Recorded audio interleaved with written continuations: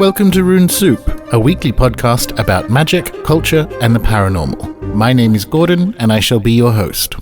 This week, it is my extra special pleasure to be speaking with one of the co-originators of permaculture itself, David Holmgren. David is an author, educator, designer, activist, and permaculturalist, obviously, with many decades' experience. He joins us today to talk about his fantastic new project and accompanying book, Retrosuburbia. David Holmgren, the one and only, thank you very much for your time. Pleased to be here. All right. Well, we have a traditional first question for first-time guests, David, and that is, were you a weird kid? Yes, I suppose I wrote about that to some degree in the essay I contributed to the book Permaculture Pioneers, in explaining, I suppose, my ambiguous relationship to the emergence of the permaculture movement. I certainly came from a family of radical political activists. My parents were atheists from a strong left-wing background. I grew up in a family that was right in the start of the campaign against the war in Vietnam, and before that, the Ban the Bomb movement. And I was definitely had a self-confidence and the gift of the gab to just stand up, I suppose, against the herd mentality, and that, I suppose, got me into a bit of trouble, especially amongst, the kids' rule, which I didn't sort of really understand at school. So in that sense, I was weird, but I didn't really have anything like the Aboriginal children or some of the migrants that, forced me to be targeted or picked on. It was really my own difference that, became that I chose. So you brought some of the teasing on yourself. Yeah, because I was different. Like I didn't stand up for the national anthem at Anzac Day, and wow, that's difficult to do even now. Well, that was 1964. And I was the only kid, apart from a couple of others, who didn't go to religious instruction,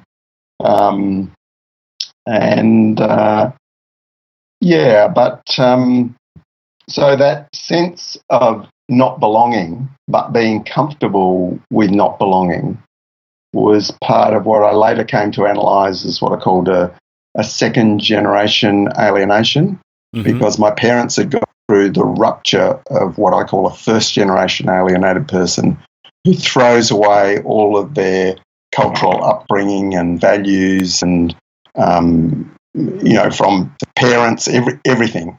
And both of my parents, in their different ways, had done that. And I later came to understand the not just how much strength that requires, but, in a sense, the psychological and emotional damage that's involved, because there's a hole left of not belonging. And for my parents, that hole was filled by becoming utopian socialists, members of the Communist Party. But they lost that second faith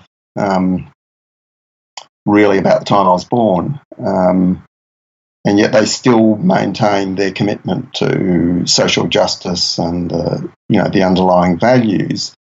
But, I grew up just taking for granted that we don't belong, and that was a sort of a comfortable, normal state, and that it's okay.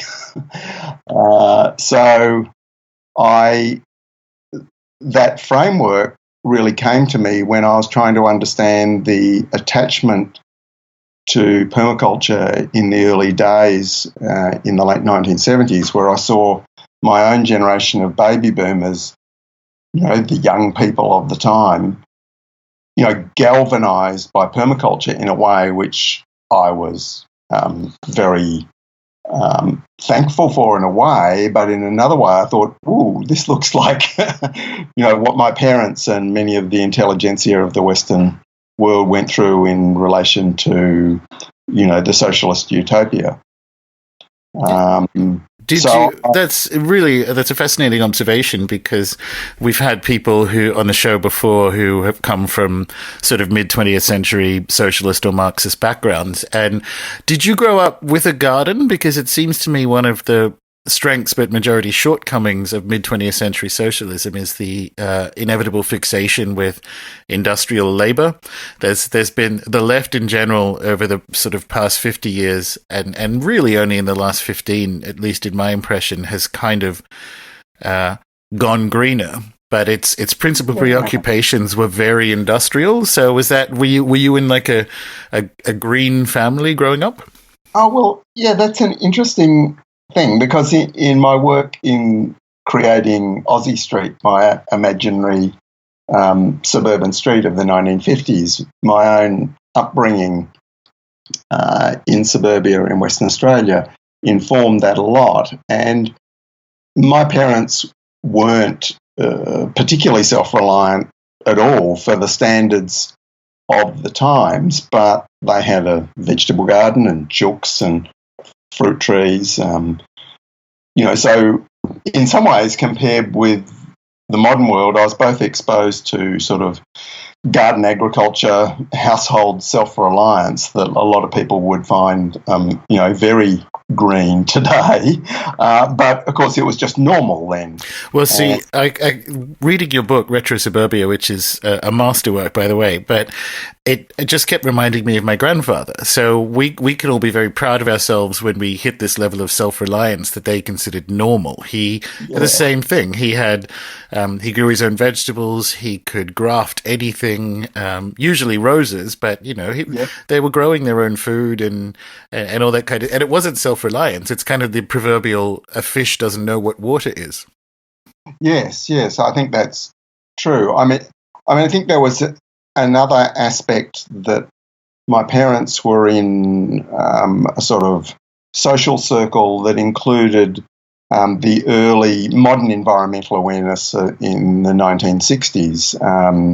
One of my parents' close friends on the south coast of Western Australia, is now recognised as a pioneer conservationist of that area. But in some ways, the environmental awareness that characterised my early understandings that led to permaculture were me building on and going beyond my parents', if you like, socialist focus on the human-centred world. And obviously Marxism had that great flaw that it, like so many other philosophies, coming out of the modern era, that sort of took nature for granted to some extent.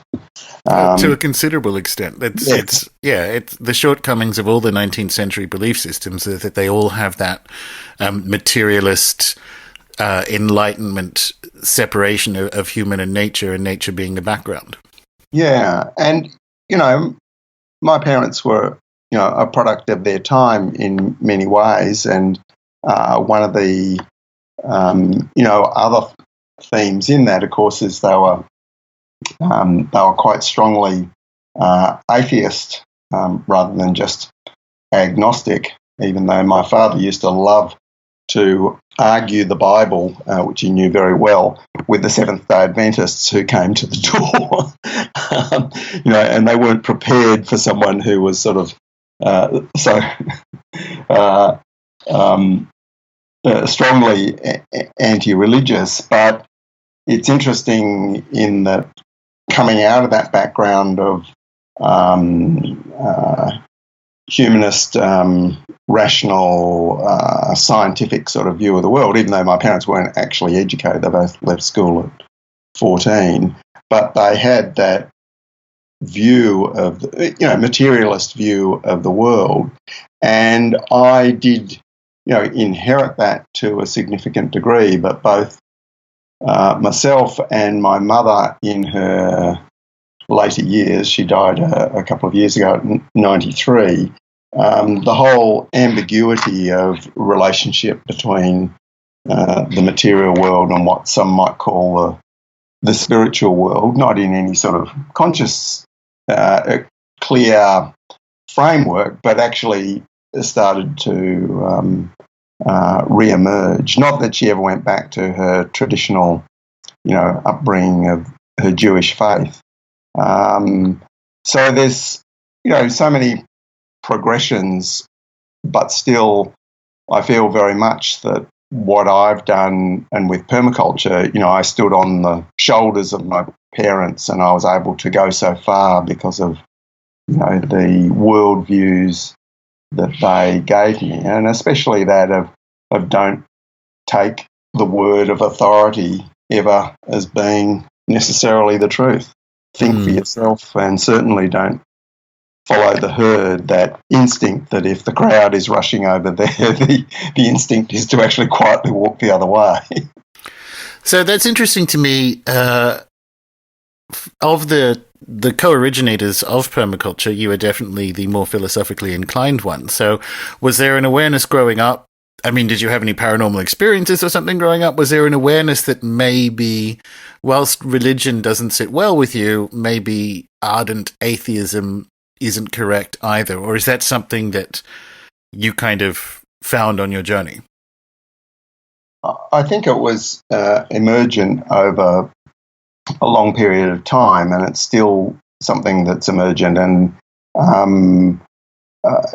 I think Mollison's skepticism about religion, him being of my parents' generation, was still a bit what that I would call that first generation alienation out of traditional culture, and being very aware of all the downsides and dysfunctions, and in fact downright evil, that had come through those institutions and forms.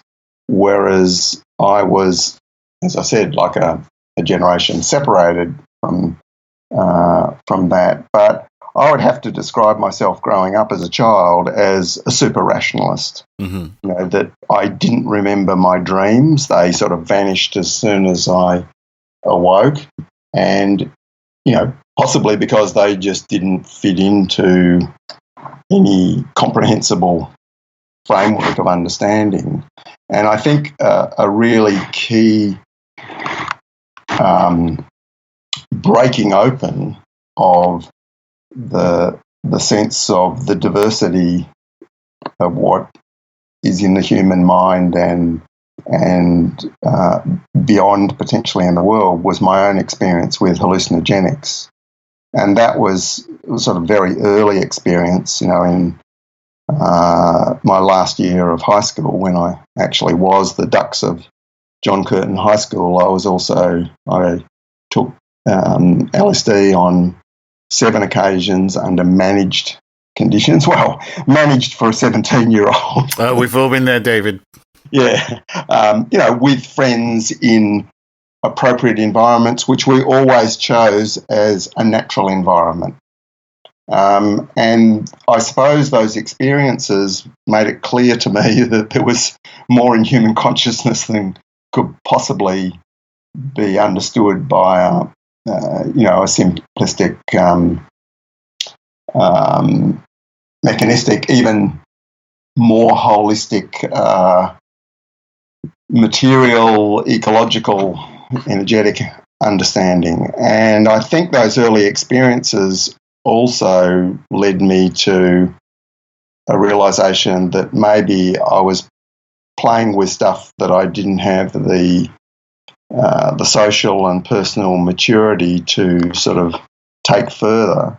And I sort of left that aside in a way to deal with what I thought were the very important and emergent issues of, the material and the social world, especially the ecological challenge.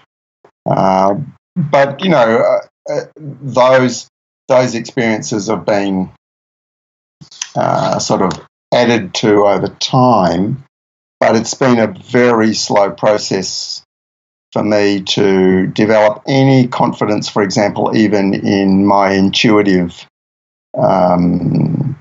capacities, though I'm gradually seeing, that yes, those things do actually exist. So it's the journey in relation to those things is, been a long one for me and still unfolding. Oh, well, that's what it's for. So that's interesting to me. A budding psychonaut, son of West Australian socialists. How does he end up in Tasmania? Well, I was had the good sense to, in spite of being a top student, not go straight to university. And I was pretty obsessed with hitchhiking and took off after finishing school and spent a year travelling around Australia. And I spent a lot of time in Tasmania and felt amazingly at home there. And maybe that was some sort of connection at that deeper level. I used to joke about maybe it was my Swedish ancestry or the fact that I was born in an unair-conditioned hospital in a West Australian heat wave, coming into the desiccating world, that the mountains and the sea and the green of Tasmania sort of felt like a home in some way. But more significantly, I came across a course called Environmental Design, met some students who were participating in it, which I believe is possibly the most radical experiment in tertiary education in Australia's history. And I had been interested potentially in studying architecture after a year travelling around, and this course was architecture, landscape architecture and urban planning. And I made the decision there that I really wasn't fit or able to participate in a conventional university course. My headspace had moved so far from that agenda, but I found this course was this open, free framework that attracted me. So I went back there to be a student, and it was towards the end of my first year in that course, I by chance met Bill Mollison, who was a senior tutor in the psychology faculty at the other tertiary institution in Hobart, the older one, the Tasmanian University. So that really set the course for my life. But I lived in Tasmania for 8 years. I've lived much longer here in central Victoria. Yeah, sure. In Retrosuburbia, there's mention of you, I think it was in Jackie's March, running a garden. I mean, if you were here for 8 years, were you kind of doing, I guess, proto-permaculture things while, coming up with the notion of it?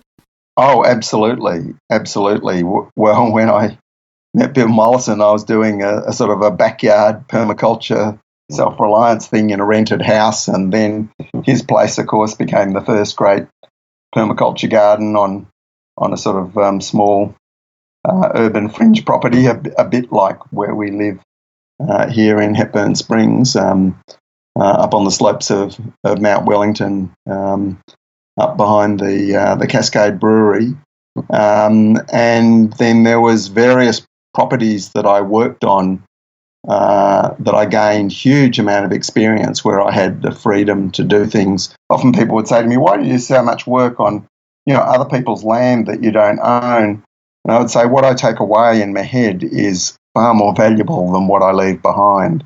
So there was several places, including Jackie's Marsh, where I was effectively a caretaker in a back to the landers house in the bush, and I pursued my various interests in ecological hunting and self-reliance and building the skills while Mollison was projecting permaculture into the world.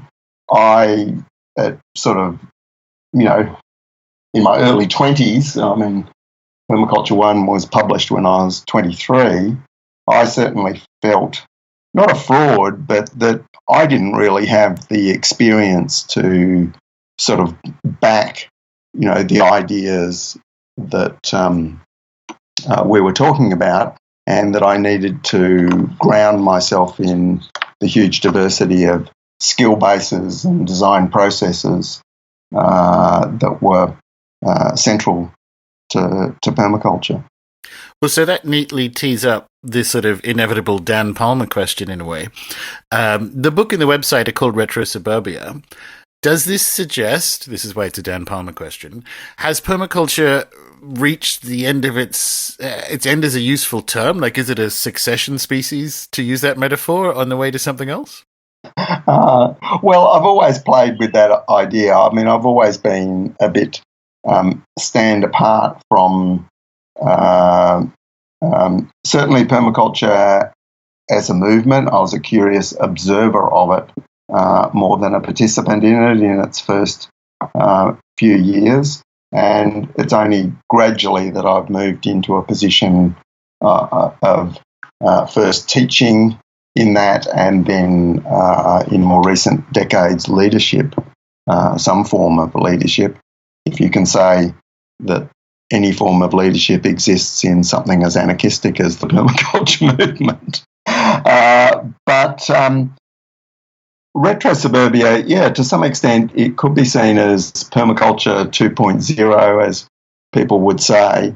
But I see it as powered by permaculture thinking. But there's a strange success and failure of permaculture in Australia. Really, out of its success, its popularisation, everyone thinks they know what it is, largely as a cool form of organic gardening or maybe self-reliant living, rather than a system of design thinking. And because of that popular acceptance, there's also been the downside of, oh, that's just gardening. And there's also we saw that permaculture garden down the street and that place was a mess. Yeah. Or, I heard that permaculture project, that didn't work. And of course, a lot of these things are real skeletons in the cupboard of the movement, but they're also just the way ideas get dirty as they come into the popular culture. And so in Australia, there's this, there's all sorts of benefits in that brand of permaculture, and there's all sorts of downsides. And one of them, I suppose, is the perception that this is deep green environmentalism, people who are sort of committed to saving the planet and, if necessary, sacrificing themselves. And so amongst a whole lot of punters who don't even necessarily say believe in climate change, or if they're in the US, they'd vote for Donald Trump, there's a whole lot in Retrosuburbia that just makes sense for their view of the world. Well, see, I think that's exactly right. I mean, it's a great doorstop of a book, so there are presumably inevitable comparisons to, say, the designer's manual. But when you were kind of talking about how the less informed perception of permaculture is, oh, that's just a collection of gardening techniques, to some extent that was...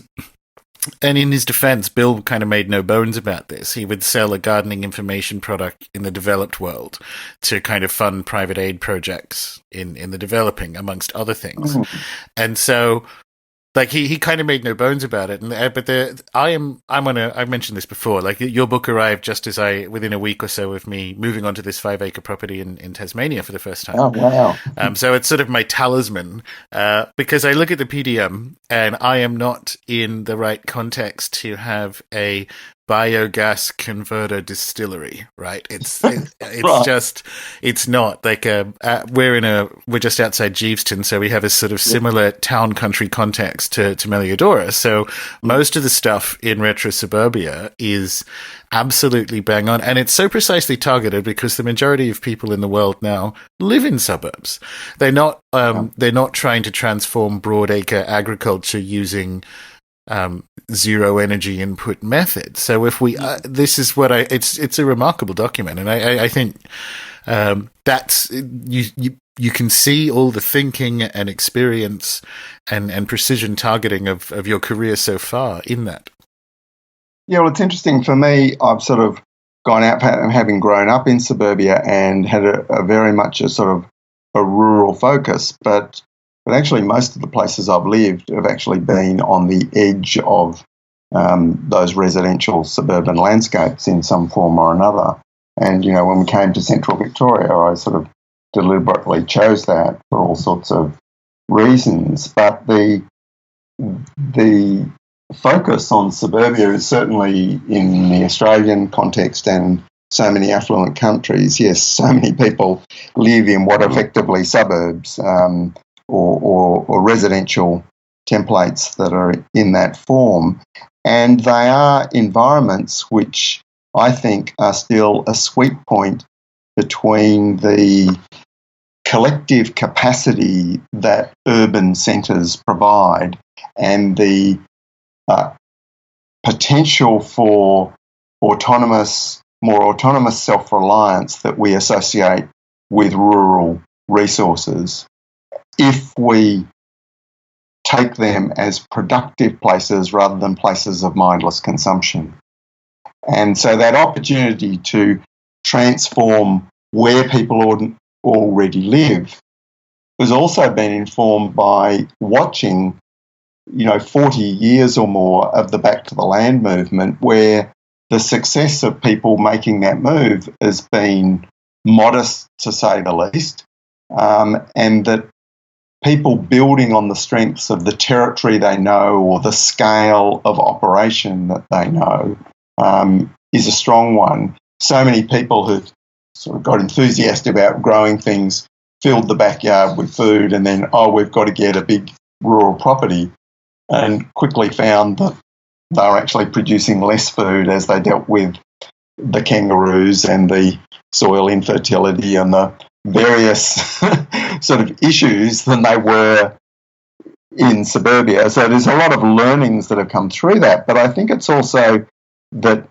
the popularisation of permaculture in Australia, its great success was not actually in transforming broadacre agricultural landscapes, even though there were many ideas for that transformation and passion for that.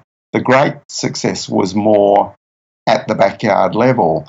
And the strong association with the Back to the Land movement, I believe, was because the psychosocial environment during the 80s and 90s became so unfavourable for, permaculture sort of lifestyle that people left cities to sort of try and find somewhere less oppressive.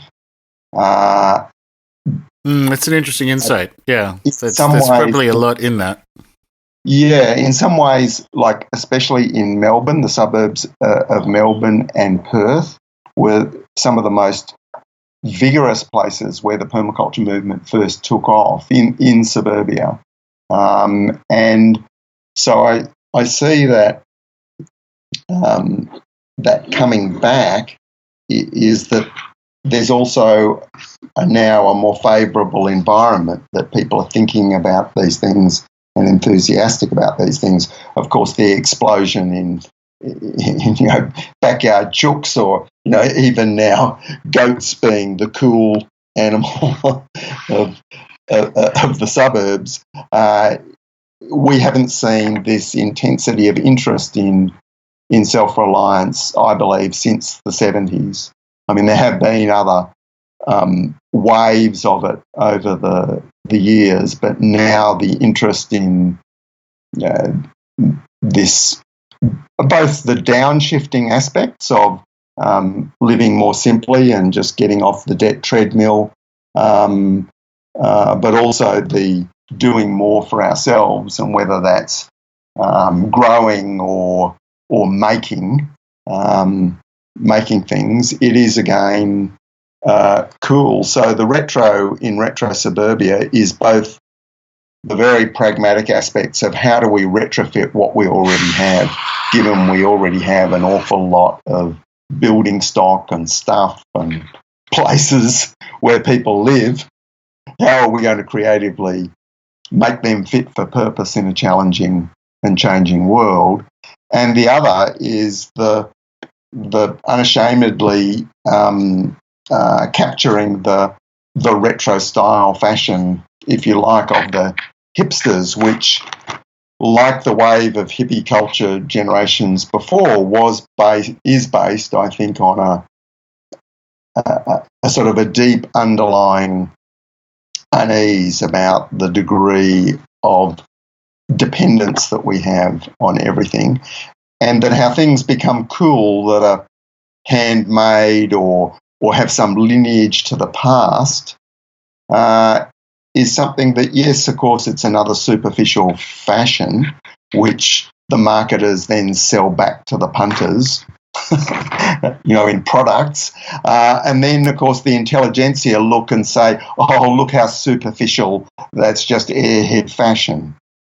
Well, I remember all that being done with the counterculture in the early days of the Thatcherite Reaganite revolution in the early 80s, where, mindless hippie ideas were, dismissed, and everyone was, encouraged to get back into the suit and tie.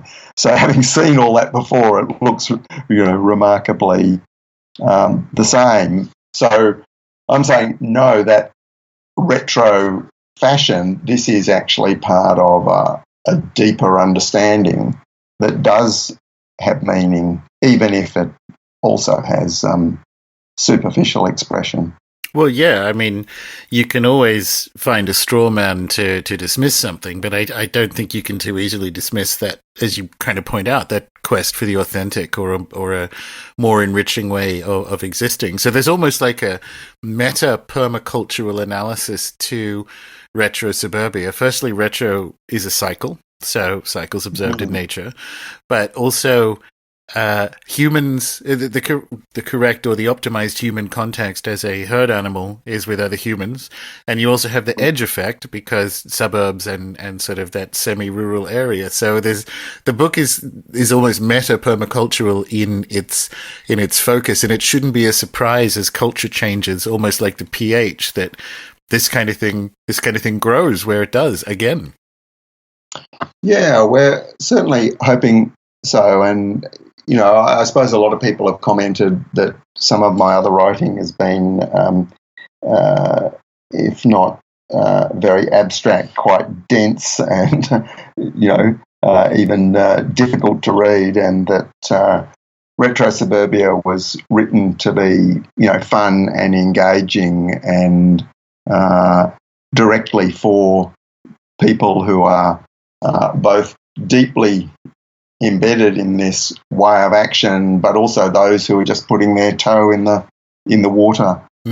So you mentioned that with, I think in scenario plans and risk management as a background of my proper job before I started doing this, right. And I just kind of looking at the energy descent scenarios and so on in the book, and I kept in my head, I always try to find a way of bringing someone along who maybe isn't seeing the world that way. And if you look at a business as usual scenario, so in a scenario planning, you have business as usual, you've got an energy descent, you've got all the way up to Cormac McCarthy's The Road, like where, and you just kind of have to ask yourself a few questions, like between now and 2030, do you think food's going to get more expensive or less? Do you think energy is going to get more expensive or less? Do you think the quality of food is going to go better or worse? And this is just in a business as usual scenario. So what I love about how this information has been presented is you could give it to someone in a MAGA hat who insists everything is fine with the climate and humans are doing a great job. You could give it to that person, and they're still in that context in a business as usual situation. It's not even peak oil. A friend of mine, Catherine Austin Fitz, describes it as peak everything. We need to. There's no kind of scenario. Whatever you think's going to happen in the future, because prediction is a mug's game. Yeah, this stuff should be universally applied wherever you are on that spectrum, I guess. Well, I think there's different people have different motivations. Some people are motivated by deep risk management thinking. Some people are attracted to whatever feels good in the moment, and a lot of us, of course, follow patterns that we learnt as children that become culturally embedded and whatever. There's so many different motivations, but I think it's always important in any appealing to any or trying to assist any larger social change process to appeal through many, many different motivations, because essentially the structural problem in the world with permaculture going out is two not completely polarised situations, but one where huge numbers of the world's population sort of don't have secure food. Water is not clean. Really basic things are not provided, and those things need to be addressed.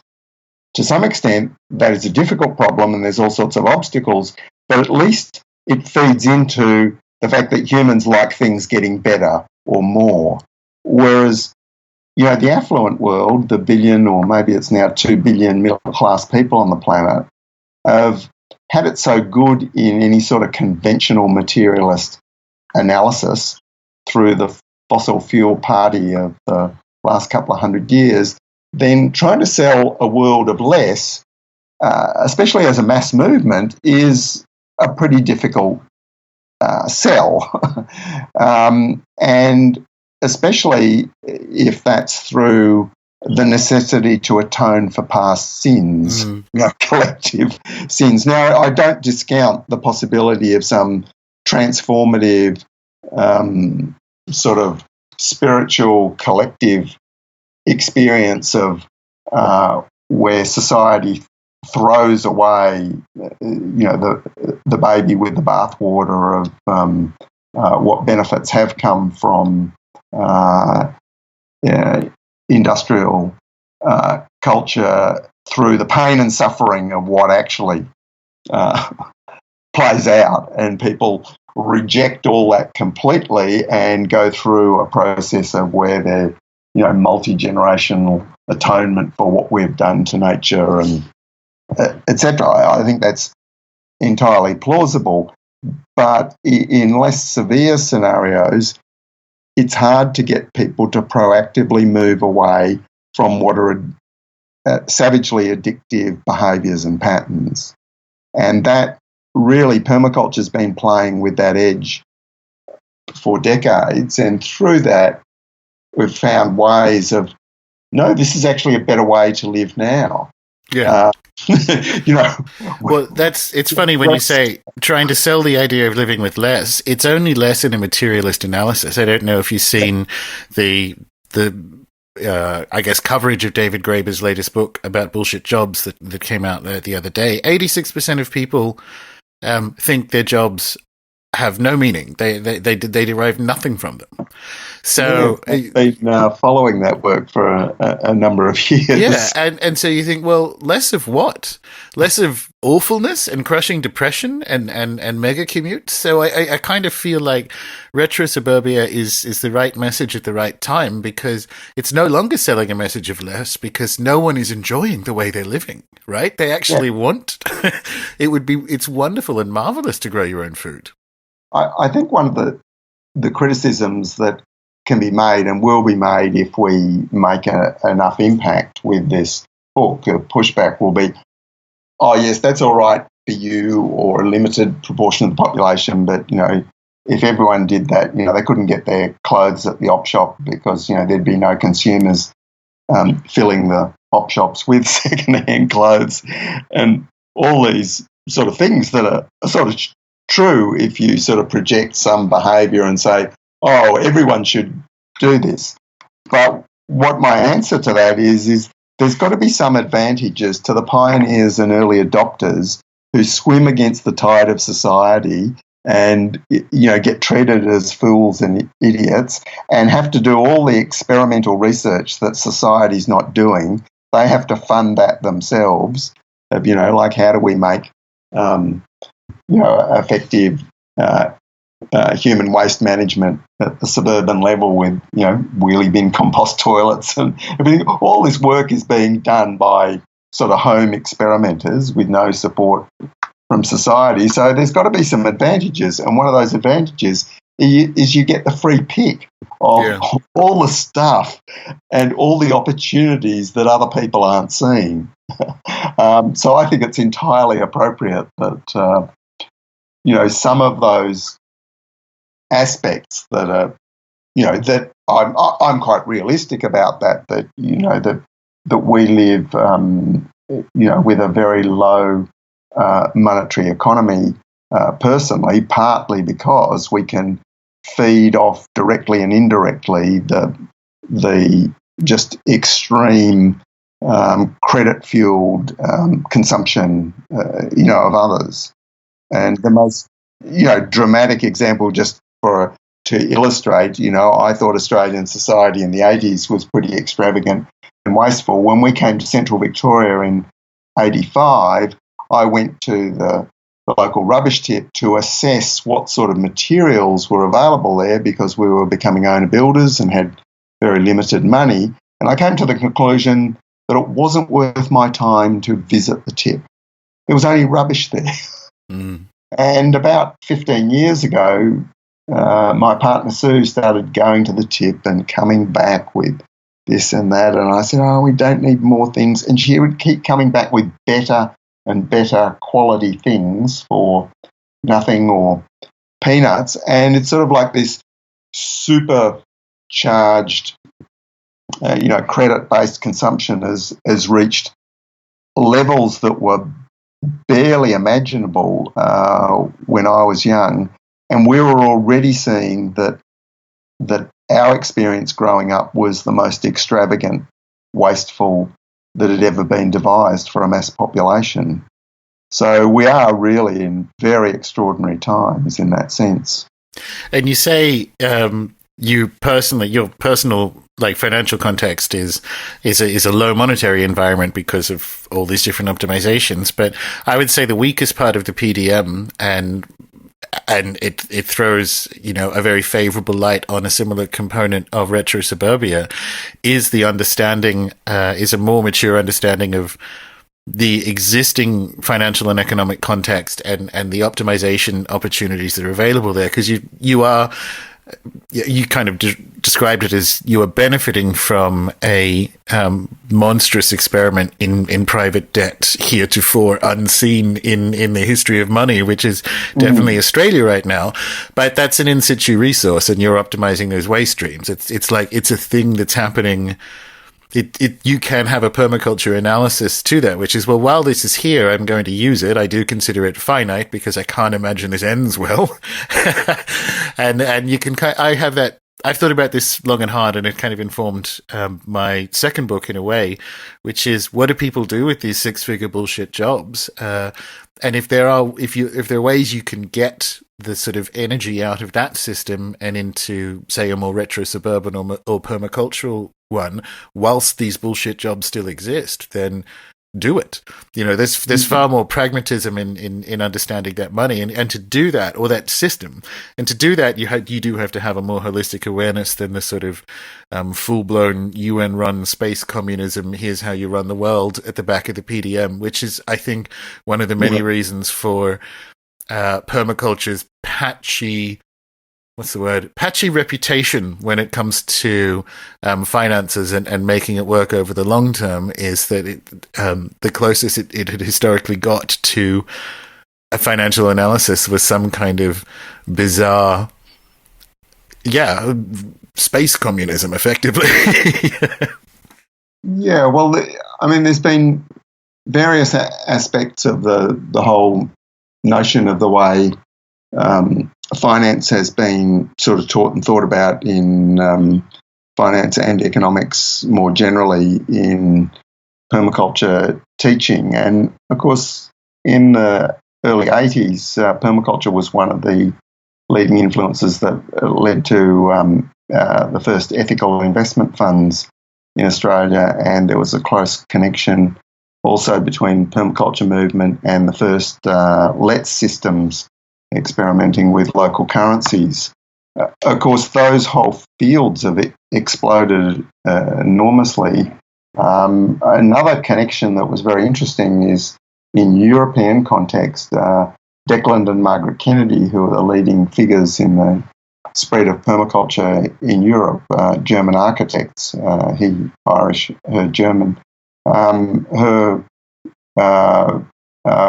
work was much more strongly in the 80s in the field of interest-free money, and was one of the pioneer thinkers in that area. But I think the base assumption of most people involved in permaculture is rebuilding society by rebuilding the household and community non-monetary economies.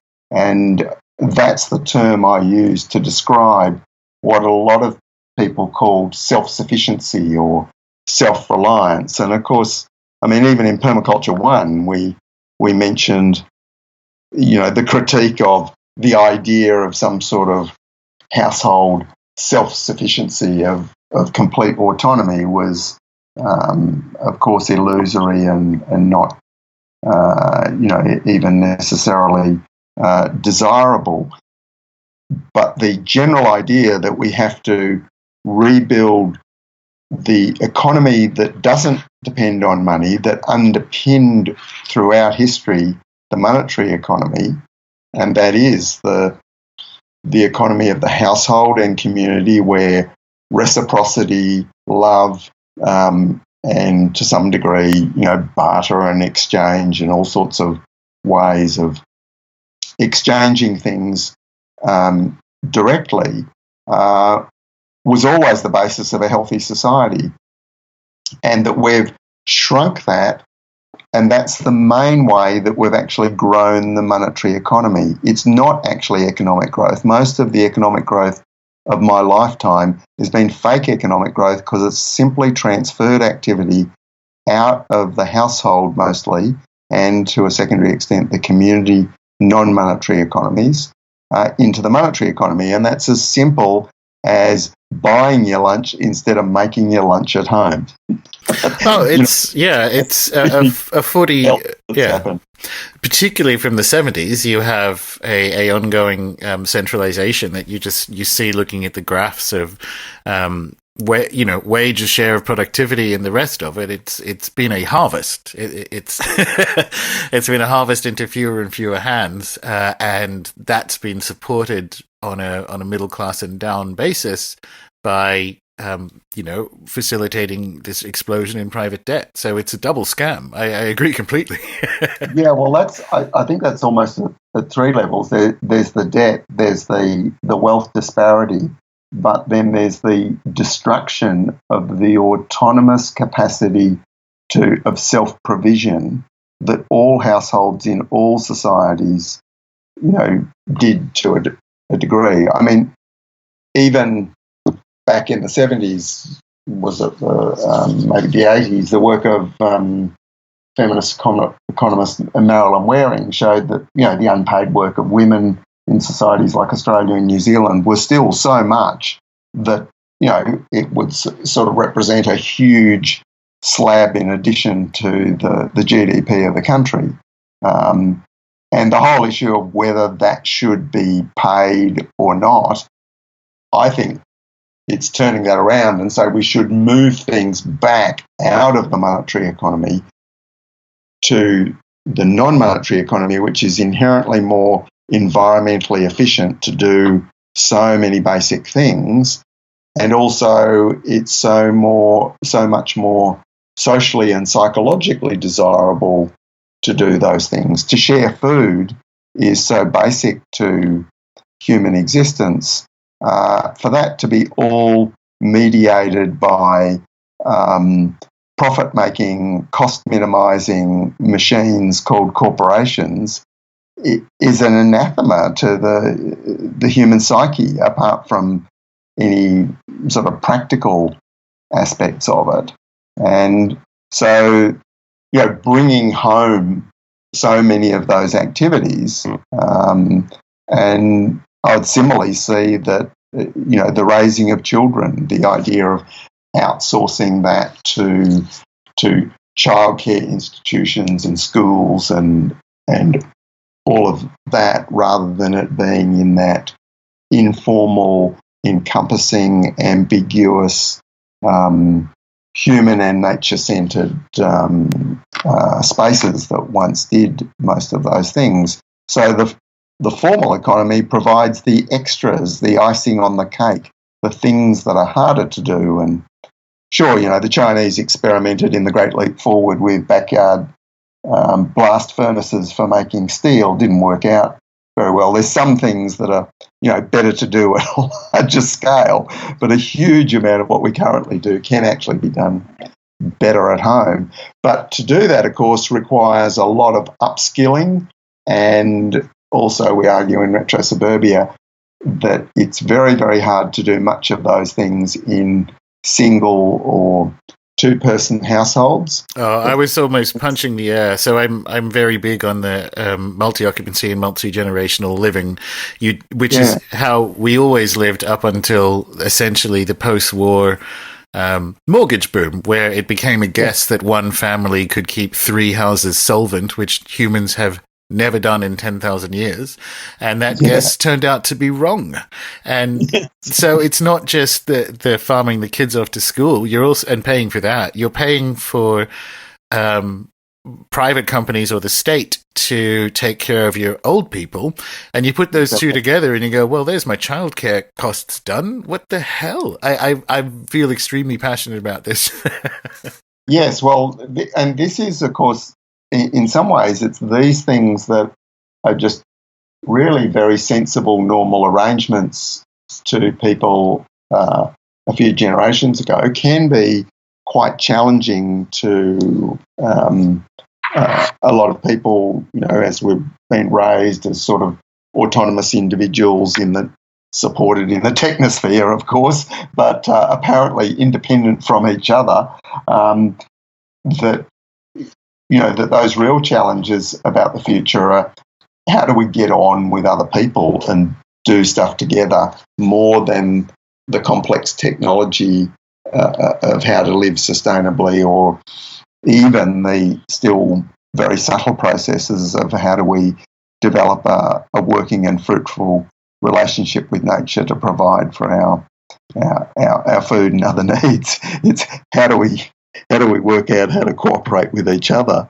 and especially in a country like Australia, where we've had that strong individualist history, that's and being one of the richest countries in the world for over 100 years, that individual, separate, isolated individual approach has been built over a long time.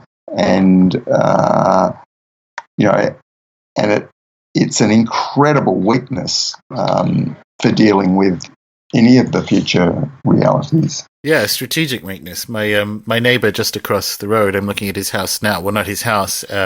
That's, I estimate, about 4 acres. And he and his new wife, they're probably mid-30s, have built and made livable a shed on his parents' property while they quote-unquote save to buy their own.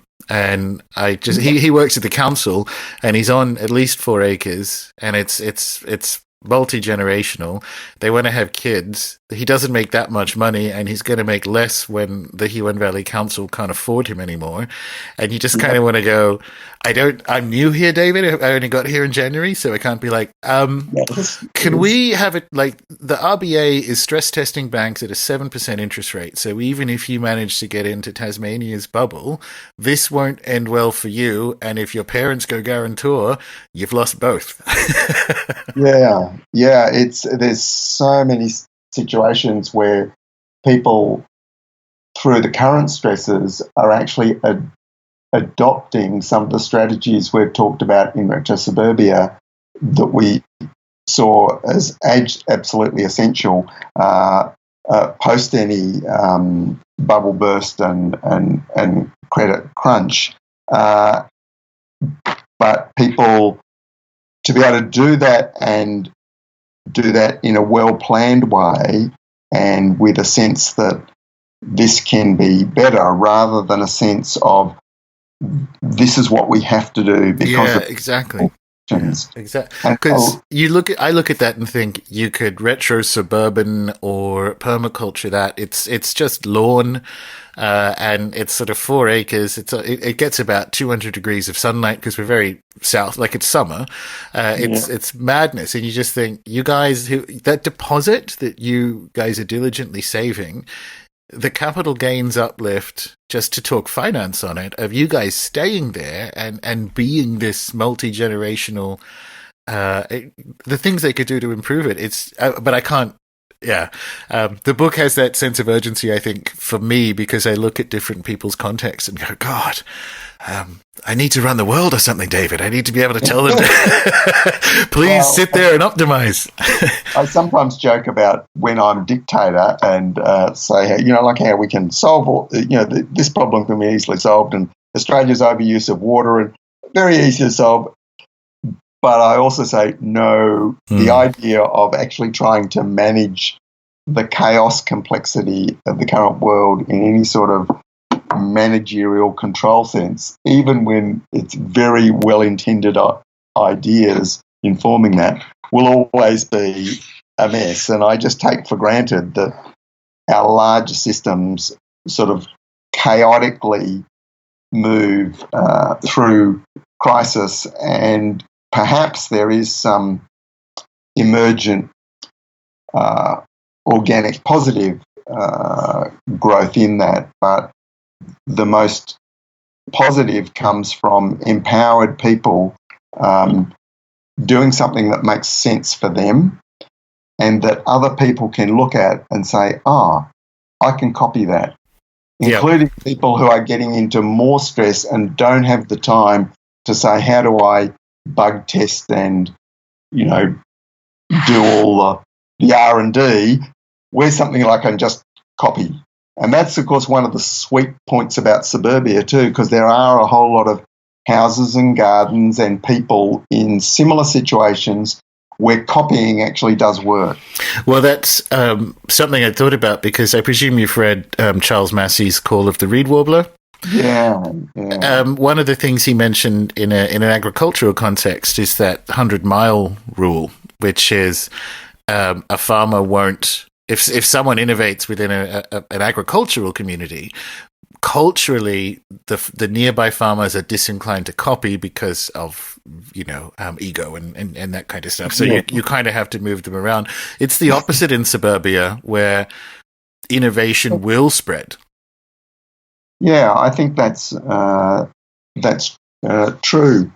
And people under stress will need lots and lots of different examples. And of course, those examples, they need to be able to adopt them without the permission of the gatekeepers, government, the banks, sophisticated,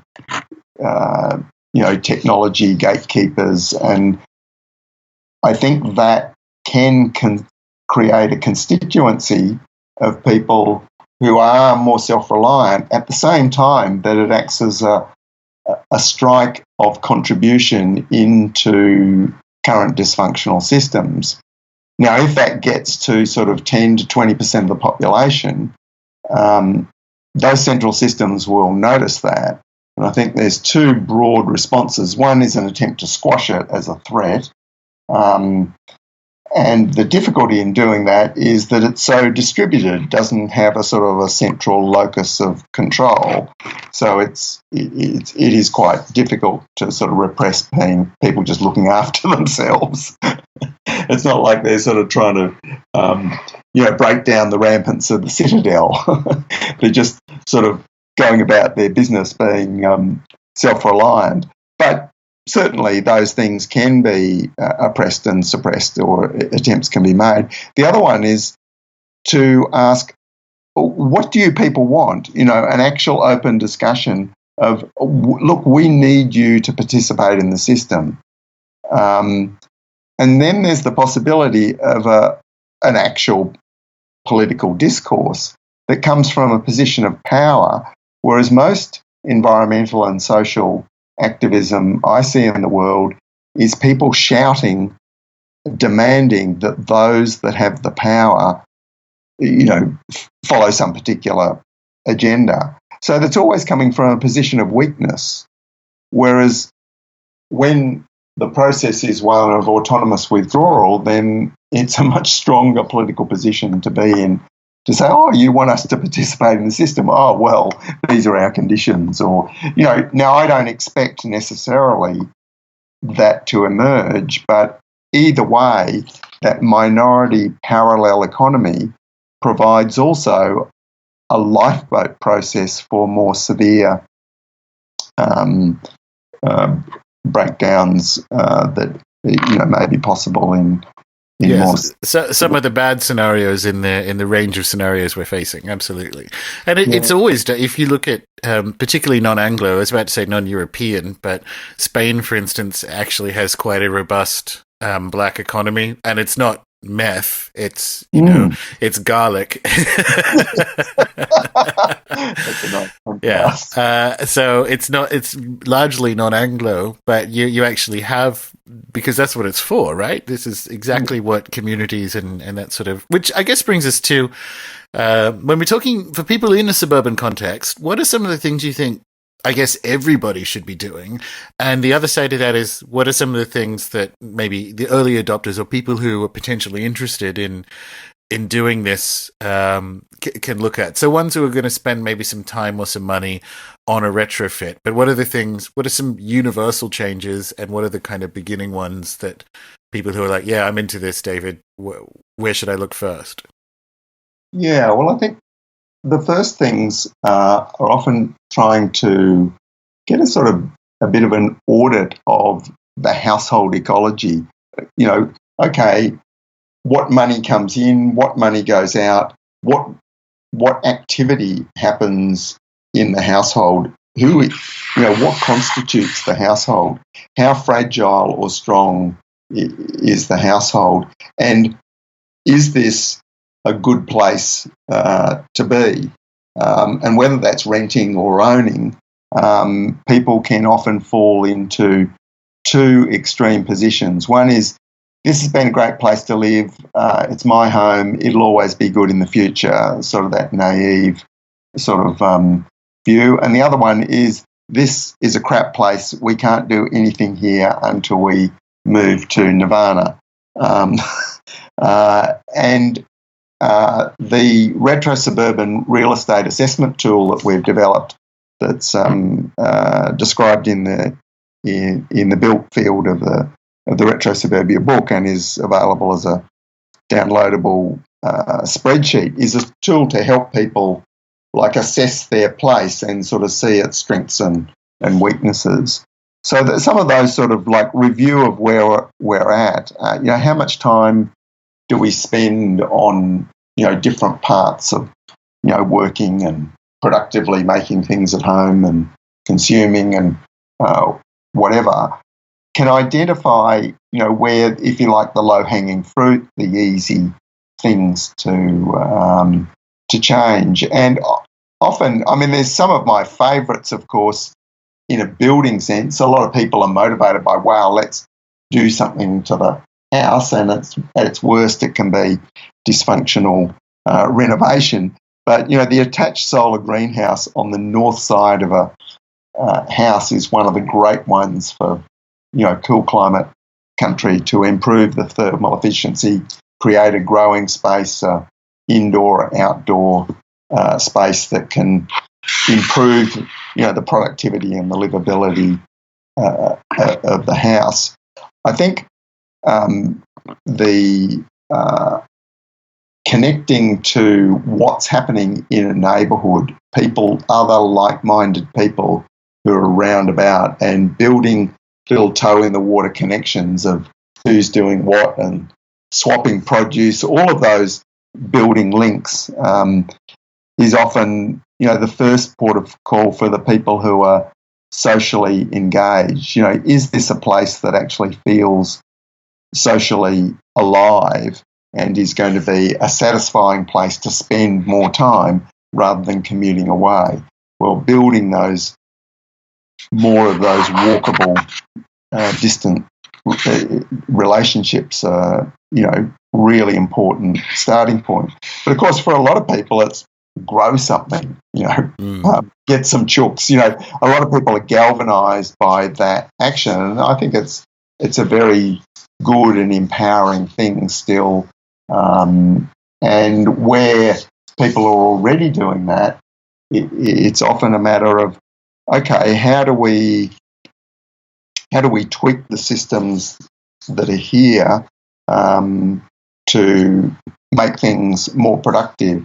And sometimes, there's some difficult decisions, like one of the ones that is in the book that I spend quite a bit of time on is the problem of big overshadowing evergreen trees, especially things like eucalypts and pines that, make it difficult to actually grow food, and the whole access to sunlight. And evaluating those options that a building may need some, not just adding to, but even some demolition. And we've certainly known some of the case studies in the book and the website, people who've, on very small properties, taken down part of a building to create more growing space rather than adding to a building. So I think there's many different things that depends on where people are and what is their relationship also to the other people in the household, and sort of working out what is the household and the form, and how everyone can be engaged, from children to older people. I think on the finance side, it's really important to focus on how to minimise debt, and I think that's one of the hard questions, but it can lead to big decisions like, we need to downsize out of this house to somewhere cheaper to, if not clear debt, reduce debt exposure. Yeah. I have a few people involved in the Rune Soup kind of world, or in the orbit, who've done that. And it comes back to that multi-occupancy situation again, where you kind of look at 2 half-paid off mortgages and probably too much space for families of that size. And it's kind of that finding the other thing where you go, okay, well, let's look at how we can get rid of these and find a shared context. And I'm really excited by these are the extreme moves that people need to make, because not taking a position is still taking a position. If you don't do anything facing between now and just 2030, for instance, whatever's going to happen is going to happen to you. So we're just kind of there. And I'm really, this book was just, there's so much detail for the people who are listening and actually do want that kind of gardening and water harvesting and species selection and all that kind of, the real intense, deep stuff of permaculture is in there as well. But the framework for the context of how we think with these things and including finance and various other energy flows is the real work that needs to be done now. Yeah, well, what we tried to do with the book is give in each subject area, and as you say, it ranges over a huge territory, to sort of give a big picture, as we say in permaculture, designed from patterns to details. There's not the exact specifications on how to build an attached solar greenhouse. And what we've done is reference on to more how to do things, and we want to build that more with the companion website of resources that we keep adding in those sections. But to have that sort of overview of each subject area to say, okay, these are the important things to consider, and there's these sort of design patterns or solutions that often recur, and this one, may be suitable for you. So, we look quite strongly at the area of wood energy, partly because it's fairly unfashionable and there's not, a good sort of range of information generally on that. Can I just tell you, because you know how Yep. the book showed up within a week or so of me being here in southern Tasmania and having, born and raised on the mainland, we are taught as kids how not to die in a fire or, how not to start them. And now I'm here and it's an old farmhouse, so there's a couple of fireplaces and I don't know how to build them. And so not just the building of them, but the context of wood energy, because obviously Geeveston's still a logging town, was a revelation to me. It was one of my favorite bits in the book because, why is wood energy so much better? This is a question than the stories I was told growing up. Well, I think firstly we've had the ambiguous relationship with our forests that makes it sort of a very difficult story about cutting down trees and burning them. But wood energy, as our son said when he was a teenager cutting up firewood, he said, it's like little gas bottles that are completely safe. You can cut them up into any combination of sizes, and they store this amazing density of energy, and and can be used in relatively simple technology. The other thing is that the environment, anywhere short of the most arid deserts, just produces woody biomass easier than it produces anything else. Certainly way easier than food. Or coal. I mean, you can wait around for a while, but, Yeah, well, obviously, the carbon neutral aspect of wood, that wood growing is equivalent to then the carbon dioxide that it releases, means that it's not new carbon dioxide, it's cyclical carbon dioxide. And a lot of people don't even understand that aspect, that, wood from any sort of half reasonable, sustainably managed forest source or garden. I mean, we find on Meliadora, even though we didn't aim to be self-sufficient in wood, given we have 64,000 hectares of public forest to the south of us, 40,000 to the north of us, and huge amounts of private land that is too poor to grow anything but wood, why would we, allocate part of our 2.25 acres to growing our firewood supply? But just as a byproduct of pruning all of the trees and thinning shelter belts on 2.25 acres plus the public road reserves around us, we're producing now about half the wood that's needed for the two kitchen stoves on this property that provide all the hot water and cooking. And if we weren't managing that biomass, well, we'd have to get in some huge chipper to just turn it into mulch, which over time 50% of that goes back into the atmosphere as carbon dioxide. Anyway, and yes, that's a reasonable use of biomass in some ways, but to get that energy out of it, and get all the other benefits that come with integrated systems of providing warming for raising bread and yogurt and sprouts and drying food and so many other uses that we get from that expenditure, apart from the self-reliance that, yes, we can make those devices, if necessary, in an engineering workshop, whereas the solar panels are always going to be made in some massive clean room manufacturing in China, that, it's not likely that we're going to have backyard photovoltaic manufacture as an achievable thing, and although those technologies are quite useful, we are totally dependent on the centralised, globalised system for their manufacture.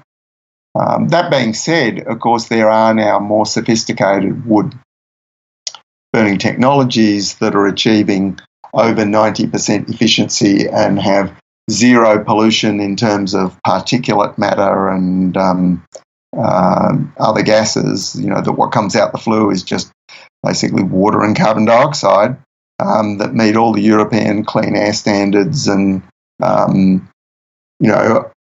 sort of, even ring up over the internet when they're getting low on pellets or chips and order their next fuel delivery.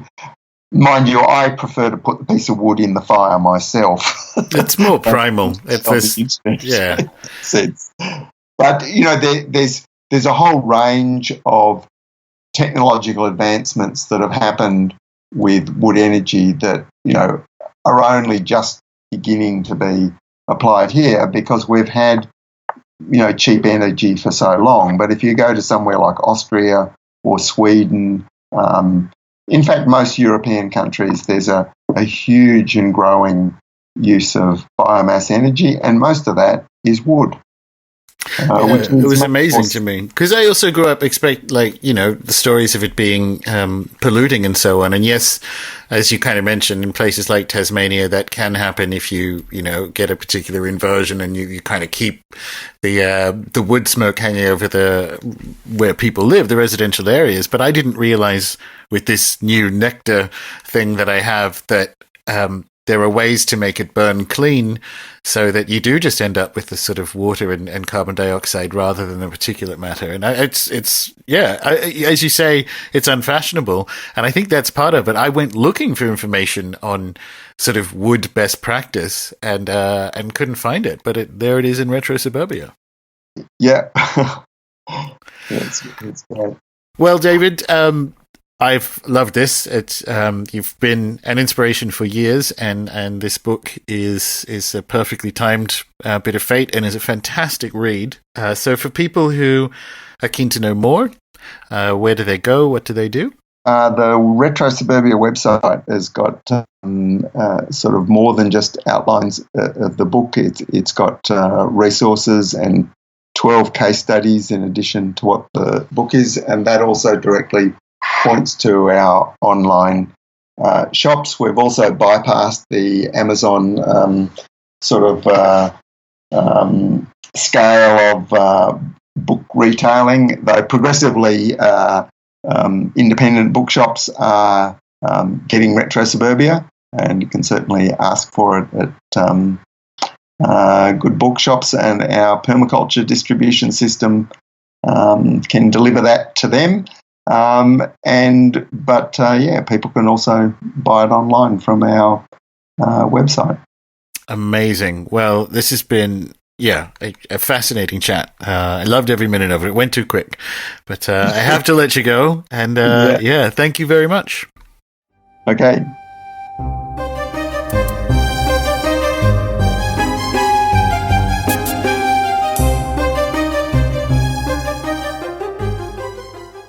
There is an interview with David in the latest Pip, which is an Australia-based permaculture magazine, where he brings up the need for rethinking activism in a way that is different to that of his socialist parents. That's very much in our wheelhouse, and some, if not all, of the really diverse topics covered in Retrosuburbia speak to that without actually describing or closing in what a rethought activism even looks like, which is something I don't think we can do yet, beyond knowing, that it has to involve health, the environment, human happiness, resilience, and maximizing independence from our current economic system over the medium term. But I worry opening with that makes the book sound too worthy. It's also filled with pages of useful information, funny anecdotes, and just generally great ideas. For instance, beer traps for slugs. I don't know how many Australians had to die of exposure by passing out in vegetable patches to learn that slugs will head towards beer, fall in, and drown. But there you go. Premium members will know I often and lovingly refer to the Permaculture Designer's Manual as the Goetia of Mollison. Bill once said he tried to write the one book you would need if you ever had to rebuild civilization, because that's the sort of things Bill would say. Retrosuburbia, from a grimoire perspective, is potentially closer to the long-lost friend. It is useful in aggregate and also in pieces. So, inside the book, I'm not quite convinced the sky is falling as fast as some of the energy descent scenarios laid out suggest, but as we discussed in the show, that just changes one's reasoning for embarking on this project rather than implying the binary should you, shouldn't you. So if you're considering ways to optimize your living situation, definitely check out the show notes for the Retrosuburbia website and links to the book.